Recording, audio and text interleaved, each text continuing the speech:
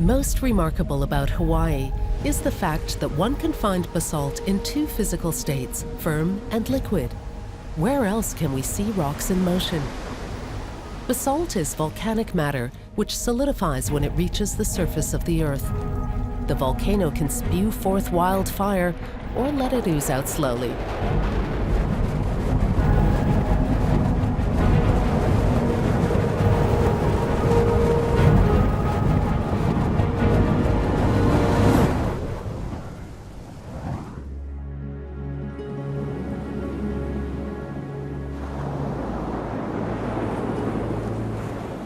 The people of Hawaii accept that their islands are the property of the gods. The volcano goddess Pele is one of many and retains the right to reclaim her land and reshape it anytime she wishes. The native population considers the surge of 1200-degree hot lava, which buries everything in its path, not as an act of destruction, but of creation.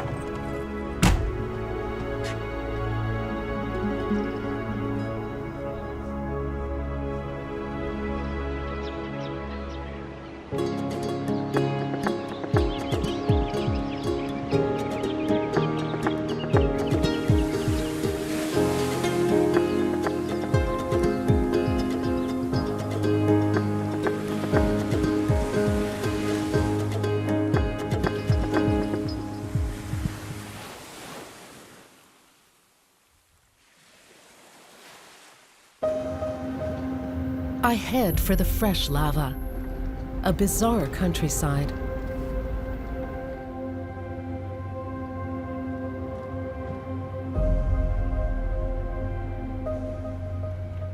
I'm surprised by the checkpoint I'm passing through. Why isn't this area open to everyone?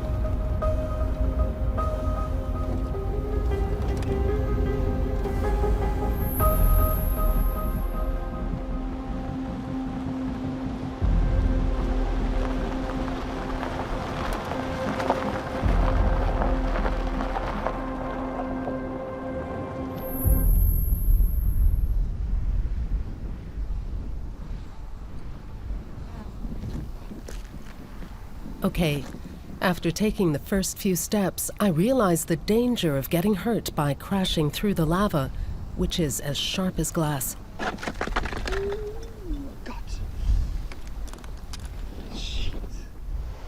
Besides the money-grubbing lava tourism, there's also the matter of protecting private property. As absurd as it may seem, lava has flattened a village, has destroyed fields and houses, but the land below still belongs to the original owners.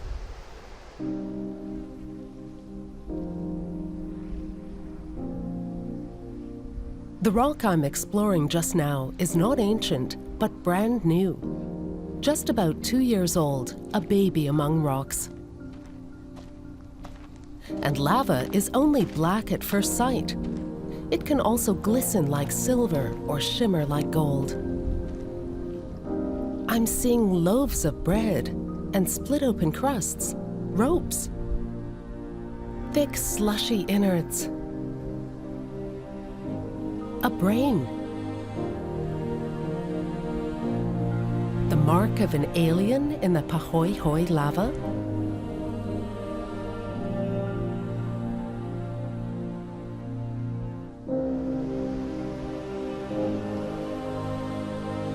I take pictures. An enlargement helps me to enter this other world.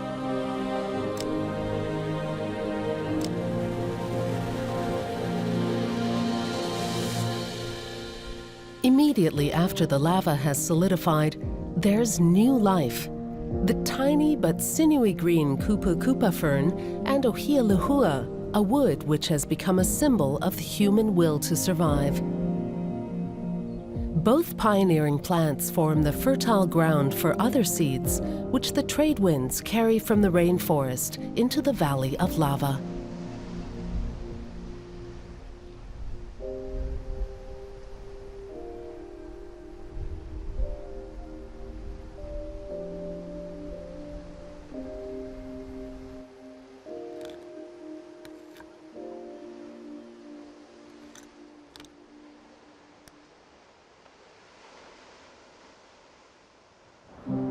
In 1990, hot lava buried the small bathing destination of Kalapana.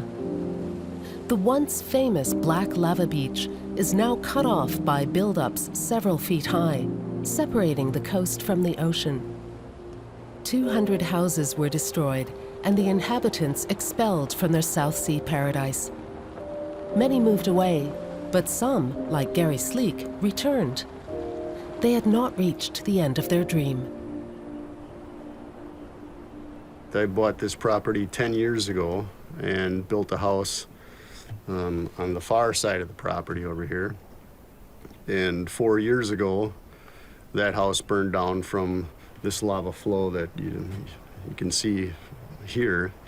And it took quite a while for it to cool down. And so I traveled during that time. And it was time to decide to settle down somewhere again, and this just seemed to be the most logical place to me.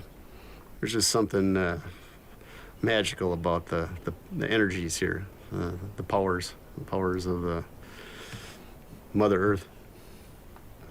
I can see the ocean, I can hear the ocean, I can hear the whales in the ocean. It's a place where I can live self-sustainably. Solar power, water catchment off the roof, gardens. It's just a freedom. Gary is the first one to plant a new home on the lava plain of 2011. It's smaller and, most important, mobile. However, he will not be able to take his little Garden of Eden with him. So it'll take a couple of years for that to grow, but things grow really fast out here. The lava breaks down into very fertile soil, and we have pretty much perfect growing conditions here. We have the lettuce over here underneath the citrus tree. This is an orange. That's a honey tangerine. This is a lime, and different stages of the lettuce, so that I plant it about every 2 weeks so that I have a constant supply. I got some other stuff scattered around up here with, there's some jade, another plumeria, some Mexican oregano, a couple of papaya trees.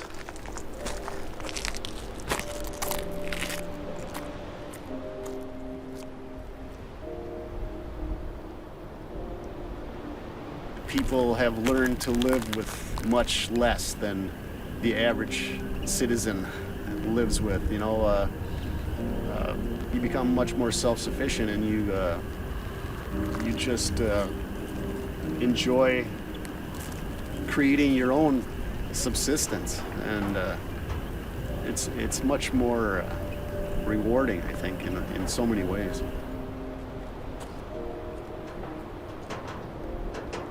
He captured his experience of the events around the lava eruption and the fire in a short video. This is a panoramic view from a flat spot on my property that I call the patio. I have a nice view of the plume at the ocean entry about 1.5 miles to the west of my house.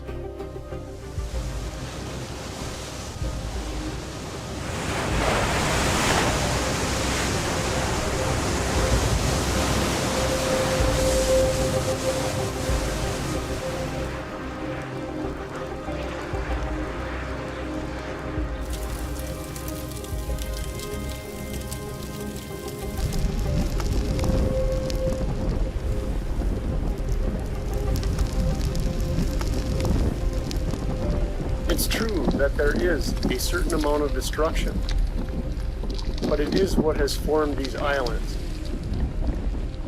And ultimately, this is creation.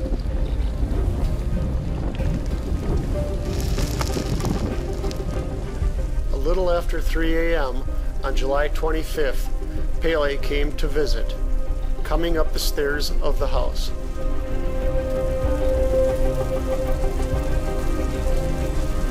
A friend of mine and I were sitting at a picnic table drinking champagne while we were watching the house burn down. It's just another day watching Pele, I guess. In less than 1 hour, it burns completely to the ground.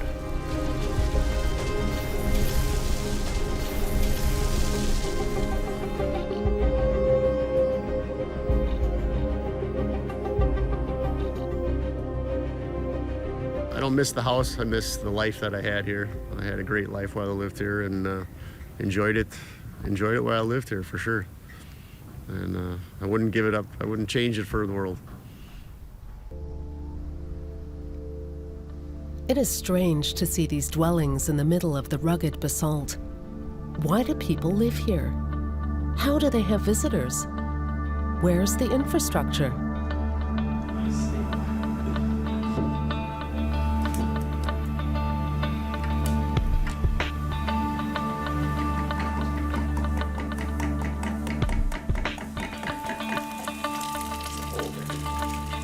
Summer vacations. Spencer visits his mother with a couple of his buddies. A few years ago, Nancy followed her new big love Kent to the Big Island. But the observation deck, which the couple rented out to tourists by the hour, is empty now, since the lava no longer shoots into the ocean like a fountain. It's nice to be out here because it's, away from everybody. It's a good place to write, and there's a lot of inspiration for stuff to write about. A lot of neat hiking and stuff to do, and not all of it's necessarily, like trails, stuff like that. It's just cool. It's places people don't usually go.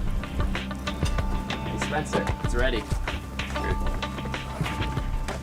The ambitious student of literature embraces the independent life supported by solar and wind.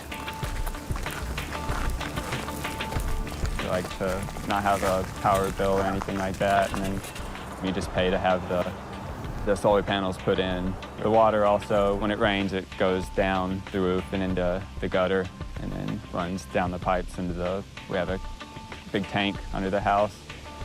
I guess the only thing we really pay for is the internet. That's about it, I guess. And cell phone bills and stuff like that. But even with minimal expenses, Kent Napper has to work in North Dakota in the fracking industry to pay the bills. Others job in fish canneries in Alaska. The lava tourism is drying up.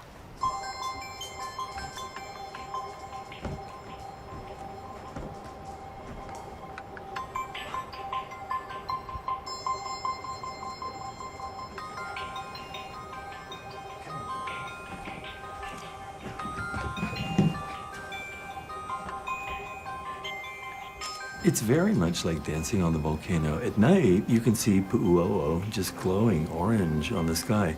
When I first came here a year and a half ago, it was coming down the Pele, going across the plain, and going into the ocean. It looked like an atomic bomb, so it's a wonderful place to live. It's awesome. You can lay in bed and look at a volcano going off. People call it desolate. I think it's fantastic. I mean, I usually just sit and look at the formations, and I see all kinds of things in them, in the basalt, and it's nearby civilization. I mean, it's like you can see the end of the world here, but it's not. I mean, you're still here, so it just feels like it. I work here, I'm a real estate agent. I am able to work here. It's awesome. There's high-speed internet. It's a phenomenon.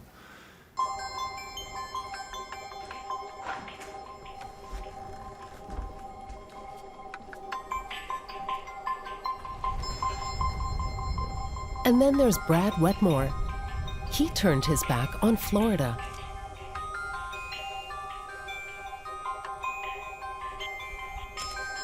I don't like cutting grass. That's why. I just throw a little red cinder around my house, and I just love not having to maintain a yard. So that's why I like to be out here and look at the beautiful lava. When it comes down, it's unpredictable. And I just love seeing the earth being created right in front of your very eyes. You can actually see earth being created. They call us the lava people or the lava dwellers.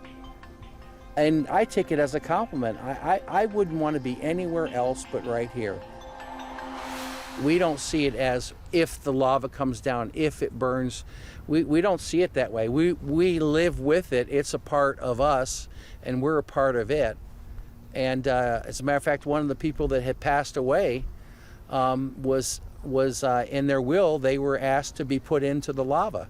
So they're here right now in the lava. Do the new arrivals follow the old traditions of the Hawaiians and bury their dead in lava caves? The graveyards of the past are some of the best kept secrets of the islanders. One must not disturb the peace of the dead.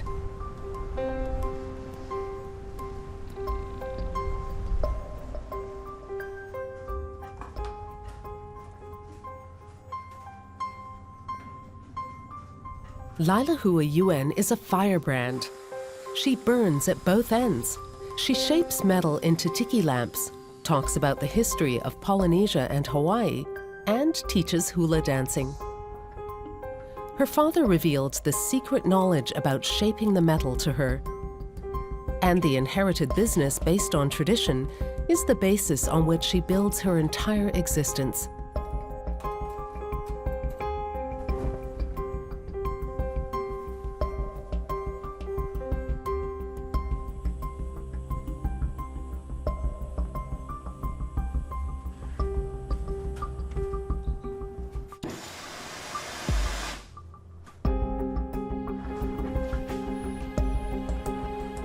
Lehua, a modern fire goddess? Why is fire such an important part of Polynesian culture? So I think all cultures start out with a great appreciation and honoring of fire and of the people who can work with fire and control it, make the flames do what they want.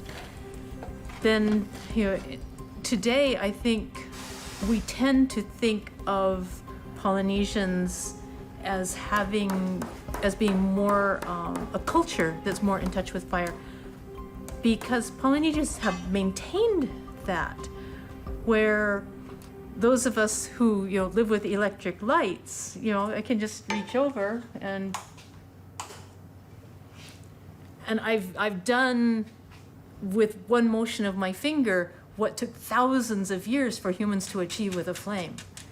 And so you lose that appreciation for just how amazingly mystical this ability to create light when there's no sun or when there's no moon.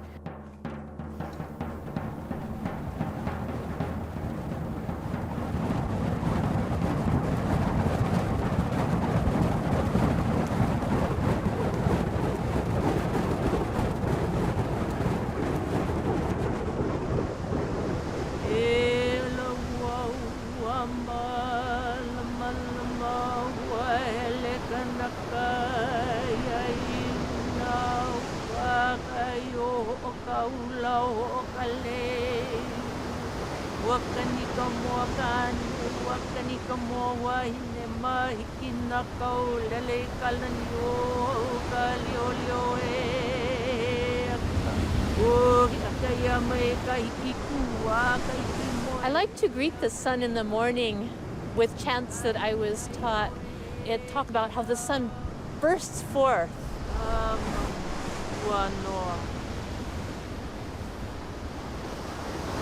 Just cutting through the darkness, and the stars flee from the sky, and the sun is left there in its majesty. And it says, get up, arise. Humans are walking across the earth already. People are up and about. The chickens are crowing. The rooster is crowing. Things are happening. Things are moving. Make yourself strong and ready and get up and move. Don Nguyen has built his house into a partially collapsed lava cave with a sunken garden, bridges, and a tilapia pond for self-sufficiency. Lava pipes can measure up to several feet in circumference. which does not mean, however, that the lava stream attains the same volume. In 1750, this was molten lava, if you can imagine that.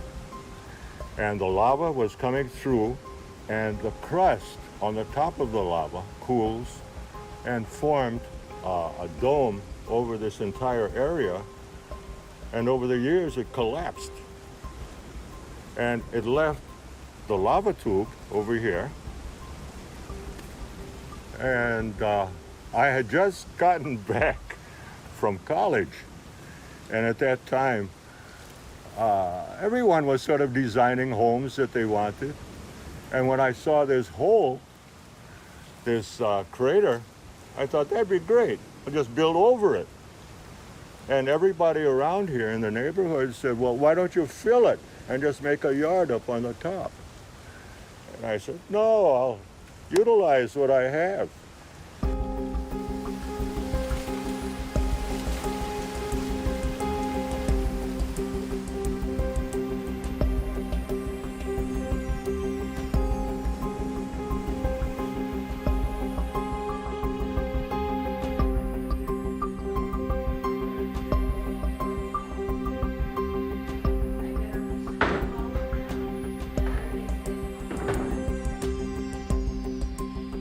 I used the rocks from here, and I started building all my stone walls. So I didn't have to go out and get material. As an artist, I might move this wall anytime I feel like it. I like to just change what I have. I don't have to worry about cement. I'll just move the rocks. For now, he interprets the wall as a wave of the ocean. These rocks, if you try pulling them out, they won't come out. They sort of interlock. As long as you have a face, which is the flattest side, and on either side of the wall, if you taper in to the top, it's like a pyramid. And it's pretty darn solid. I've been through a lot of earthquakes and it's still here. Everything's still here. Building walls from lumps of lava and little men of stone. Hawaiians often interpret as a violation of their archaic but still existent culture that travelers in the entire world use these old methods to indicate directions. I cannot use the coastal road anymore. In the late 90s, lava split it into two parts. Apocalyptical, frozen in time.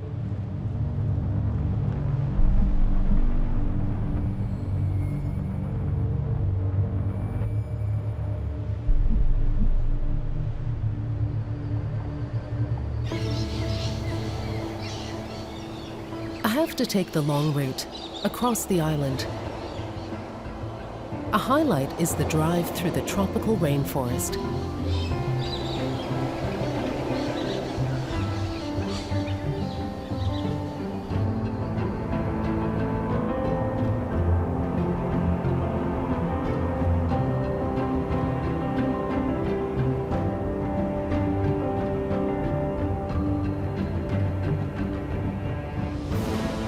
Across the endlessly wide lava fields of the 21st century, I head back down to the coast.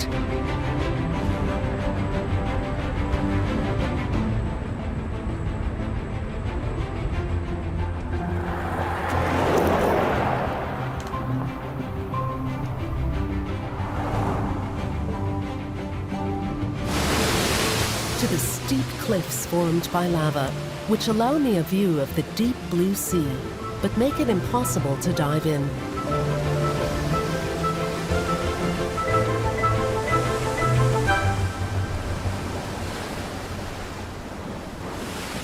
For a moment, I forget about the goddess of the volcanoes and watch the rain goddess do her work. She dissects rays of sun hitting raindrops into colorful light. A fascinating fact. Empty tree sculptures form when lava flows through the green jungle, embraces trunks, and in the true sense of the word, slowly suffocates life.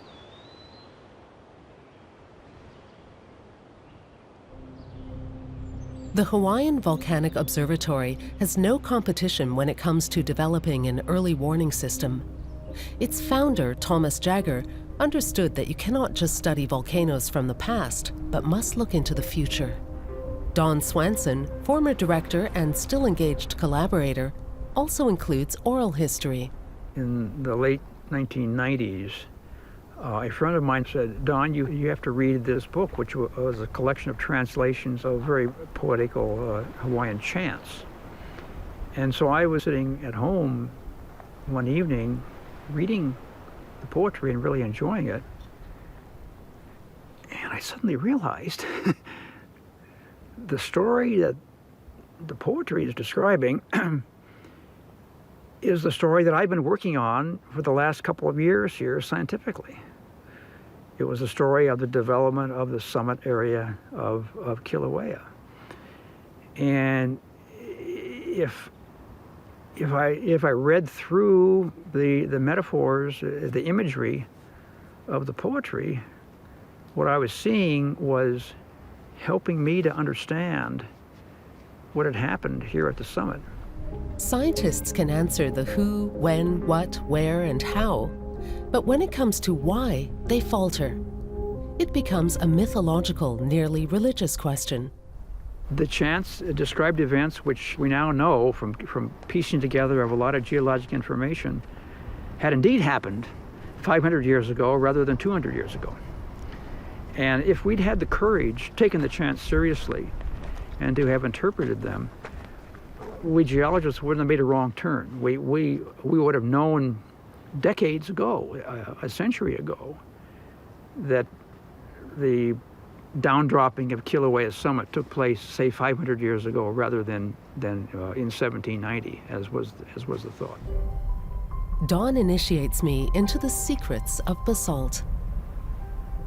Pele's tears are little droplets of lava that are ejected from the vent, and they're usually streamlined because they're shaped by the flow in the air. So they're longer than they are wide, and they're usually smoothly shaped, and teardropped shaped. He lets me partake in the beauty and the danger of Pele's hair. The droplet itself is liquid, and as it's flying through the air, it will develop a string behind it, like spun glass in a factory. Brittle volcanic glass, not to inhale under any circumstances. That glassy string, that spun glass that is Pele's hair. You can sometimes get lengths of Pele's hair more than a meter long. It's quite remarkable. The impetuous Kīlauea has been active since 1983. What looks like gray clouds of smoke during the day glows bright red at night. Vessels pulsating filled with hot blood waft in lava lake. But liquid lava not only collects in this broiling witch's cauldron, it also flows through subterranean pipes. Where exactly magma exits and turns into solid basalt has not really been determined. Since the autumn of 2014, Pele has been aiming at the small village of Pahoehoe.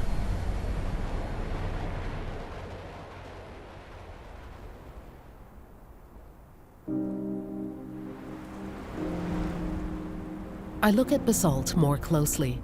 Here, it shines with a silvery gleam.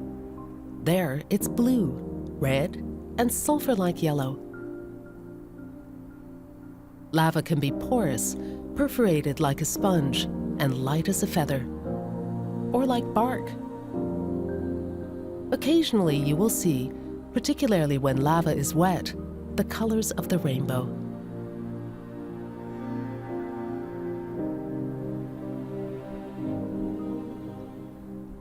And because the solidified lava is so pretty, and everybody wants to take a piece of it home, Russ Apple at the Visitor Center has turned the goddess of the volcano into a goddess of revenge, with success. Every day, packets with rocks arrive at the Visitor Center, returned by folks who want to escape the curse of Pele. A misinterpretation, say the Hawaiians. And not only basalt, I discover when I stand in front of it.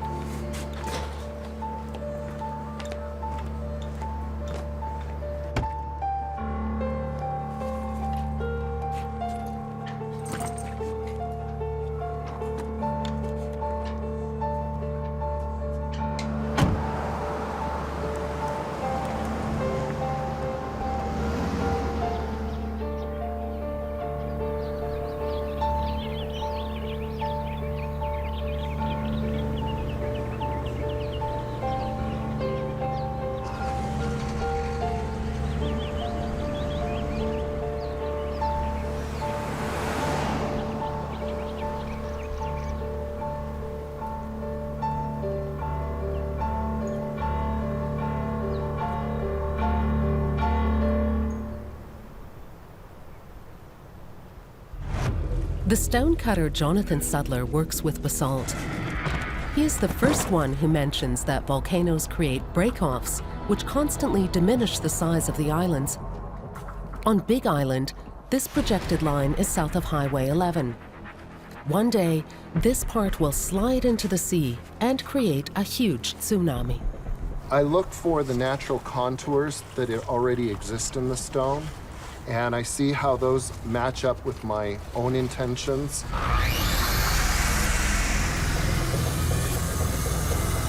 And I'll accentuate this curve and take it from being naturally existing to intentional.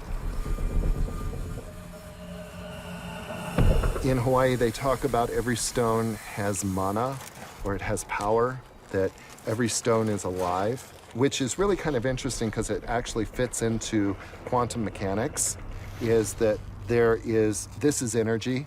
It's just, we perceive it as solid and hard, but there's actually more space between the atoms and molecules that make it up than there is in the density of it. So it's a very interesting game for me working with the stone because it appears to be solid and it appears to be innate, and yet to me it's very much alive, and I'm shaping it much the way an artist that works with bonsai is shaping a living sculpture. To me, stone is a living sculpture.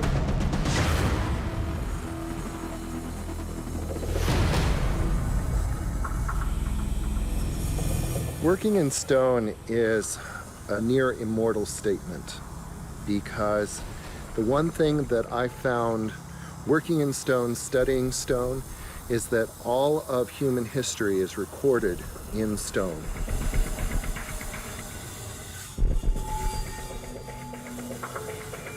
Actually, I think that in the not too distant future, I'd say 500 years from now, there is going to be a huge gap in human history in what is recorded because so little has been done during our time in stone.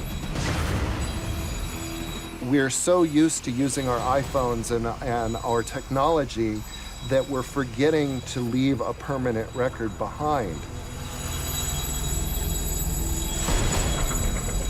I sort of had it in my head that this heavier side was going to be the bottom of the piece, and that it would be something like in this orientation.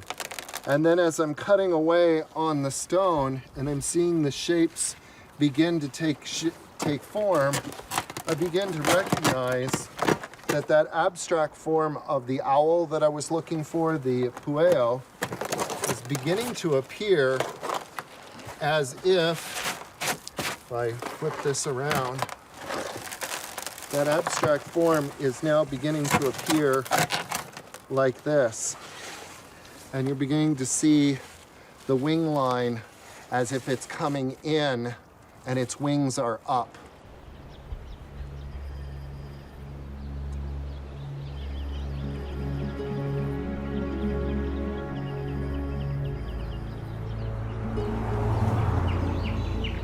My eyes are burning looking at the frozen lava as if it were still an inferno. the luscious green and carpet of flowers are soothing.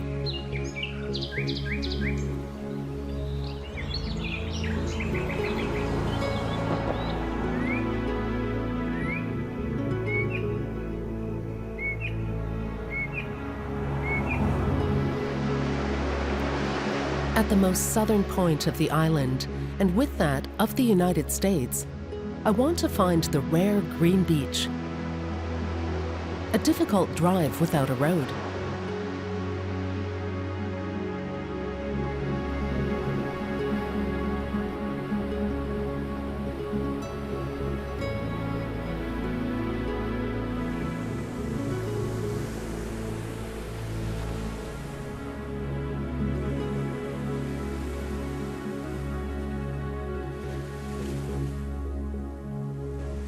A beach that consists neither of quartz nor shell calcium. Its particles consist of mini pearls of olivine, a mineral that not only exists in earthly basalt, but is also plentiful on other planets. In volcanic areas, olivine may form the main consistency of the outer layer of the Earth. However, it is rarely as pure or glows so green as here.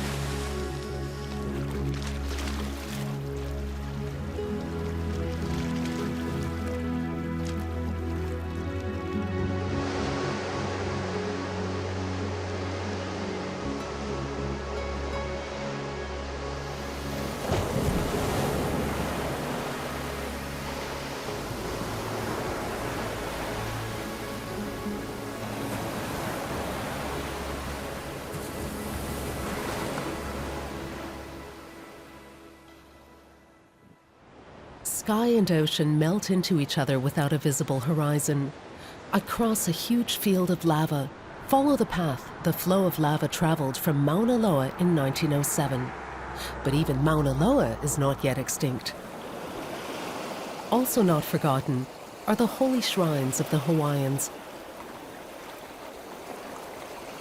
Simple walls of basalt covered with devotional objects for the purpose of meditation.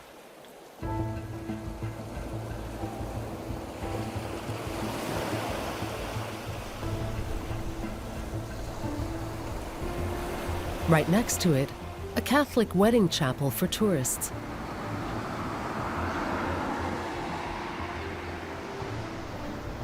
A stone's throw away, a holy site from the 14th century is being restored.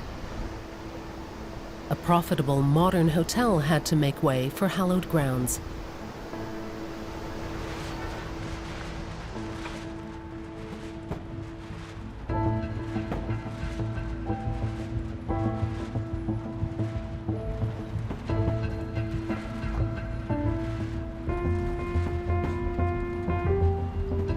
On the building site of a church in Kona, I meet Jonathan once again. He has constructed a gigantic baptistry for the parish, made of basalt. It still sits next to the church, but John describes what it will look like. We'll be installing the baptismal font right here. It's a 5,000-pound block of carved lava. It's approximately this wide, about so big here, about this tall. And there is a basin up top for being able to do infant baptism, and adult baptism will be taking place here in the larger pool. They've kept the corals from the demolished old church to decorate the new altar. The stone and the ocean, the story of a people and their homeland.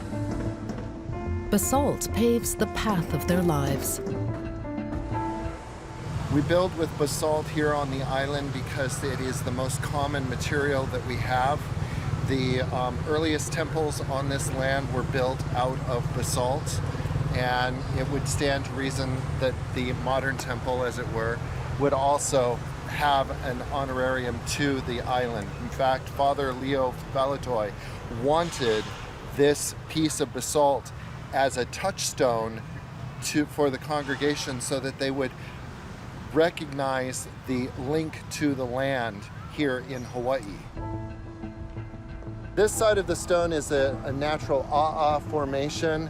It is full of bubbles. It is very, very aerated, and they're very close together. It makes the stone very light on this side, as opposed to the other side where it's been carved. The bubbles are starting to get a little bit larger and further apart until finally you're on this side here, and you can see much larger bubbles and very far apart, making the stone very dense on this side and very heavy. Everyone knows exactly what this is. When they see it, they picture the lava fields that surround this area.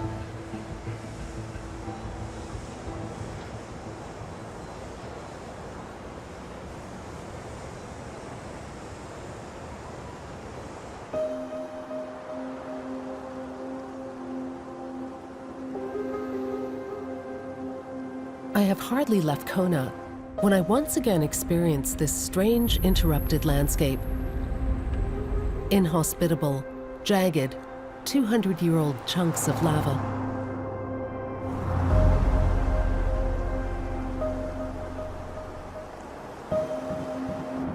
Here, between two volcanoes surrounded by a gigantic field of rubble, lehua tells us about the competition between Pele, the goddess of the volcano at Mauna Loa, and Poliahu, the goddess of ice and snow at Mauna Kea. One day, a beautiful summer day, a stranger came among them. The stranger had a face as round and shining as the moon, a back as straight as the puli, with hair that rippled down it like a waterfall. As the sun shone on her hair, it glimmered in the sunlight, little glints like sparks shining in it.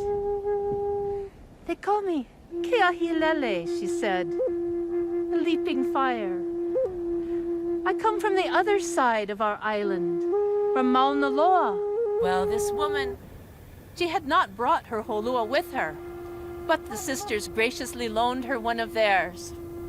They lined up, held their sleds in front of them, ran and leaped, rushing down. The strangers' runners began to smoke. Little jets of flame started out from under them. First one ahead, then the other ahead, then one ahead, then the other ahead.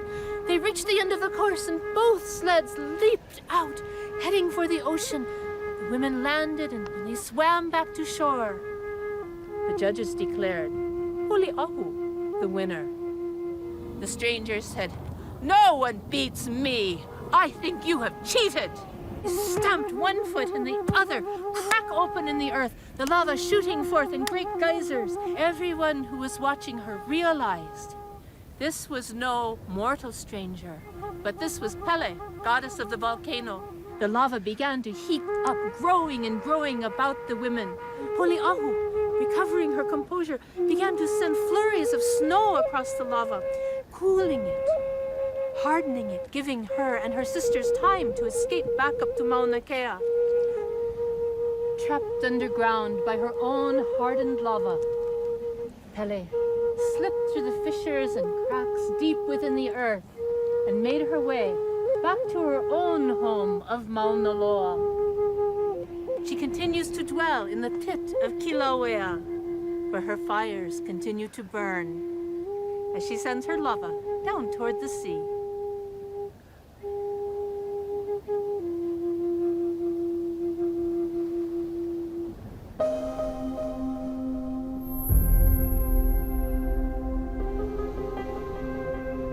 That night, after the two of them have left the holy mountain of the Hawaiians, I want to take it on.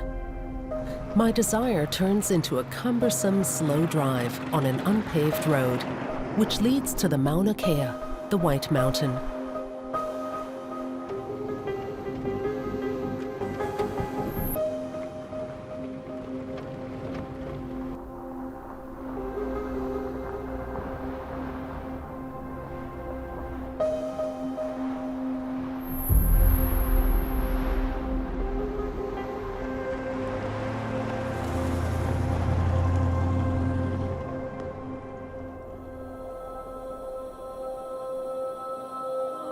Finally, arriving at the top, I'm overwhelmed. It is poetic and unreal, a unique place. Nearly 13,000 feet above sea level, its top covered by 12 observatories. Steel girders, white and round. Next to me, snow. Below me, clouds. When the first observatory was erected here by the US Air Force and NASA, the Americans were thought to be crazy. But then everyone followed. By now, it's a gathering spot for the entire world. At this point, it's not clear if the lease will be extended past 2033 or if the stargazers will have to return Mauna Kea back to its original condition.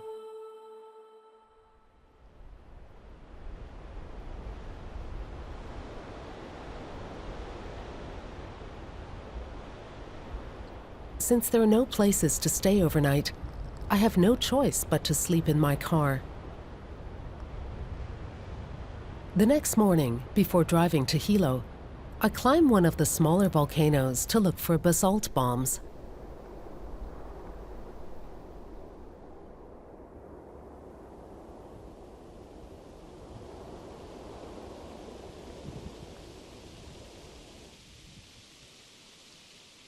First, I find the rarely blooming silversword plant.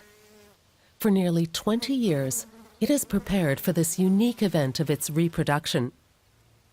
Then, after distributing its semen, its time has run out.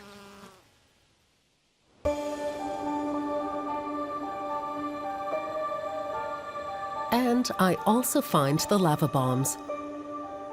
Hurled from the exuberantly explosive volcano, they look totally different from the slow-flowing lava. Here and there, their crust reminds me, however, of the bread loaves in the Pahoehoe of the Kīlauea.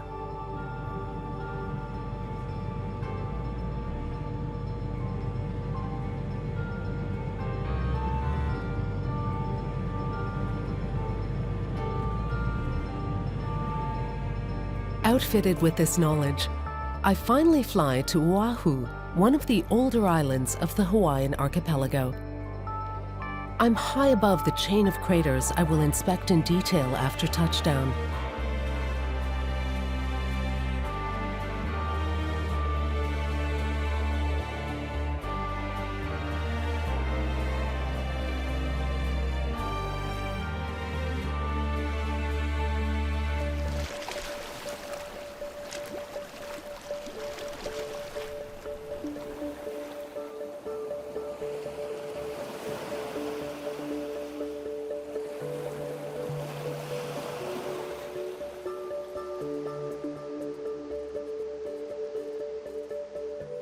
Rabbit Island is a small uninhabited volcano island, which consists more or less of its crater.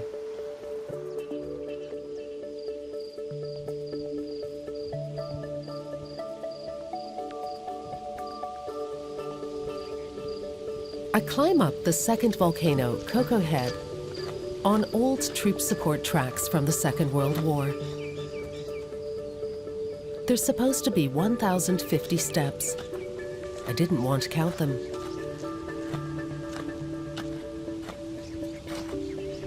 A couple of trained hikers boast that they could climb the Koʻokoʻolau twice in a row.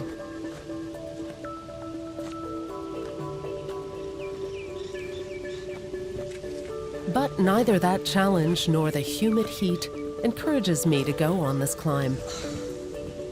If there weren't this promise to venture a glance into the crater.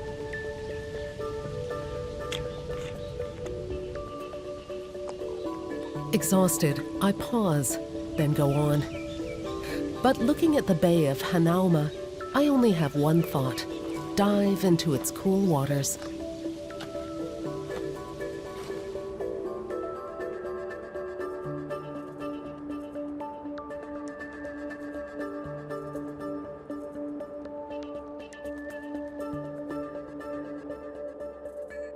Hanauma Bay is the most southern crater of this three-part formation. The massive volcanoes are sinking. And because this volcano was so close to the coast, Part of the rim of its crater has broken off and the ocean has found a way in.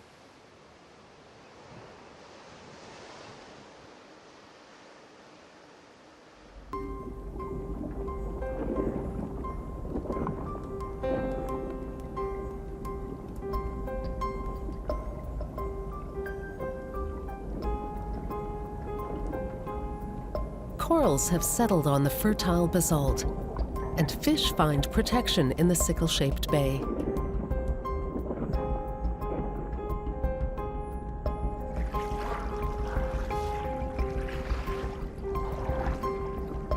Maninis, scissor-tail sargents, butterfly fish, and even parrotfish.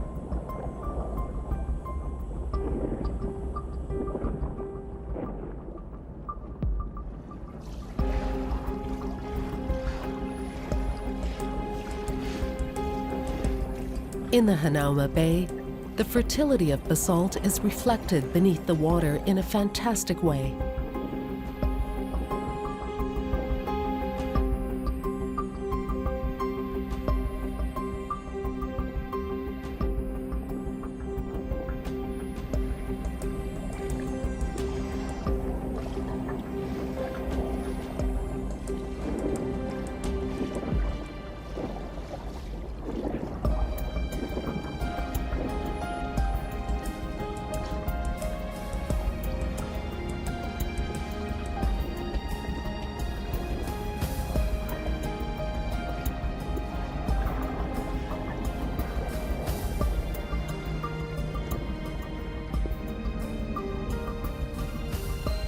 By contrast, the high-rises in Waikiki recall memories of the sprouting plants in fresh lava fields.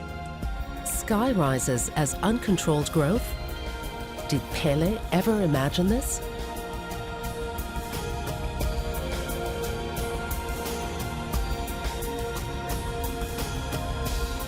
The glowing sunset warns of the Pacific Ring of Fire, the hotspot which creates one island after the other, and then sends them on their long voyage into the ocean.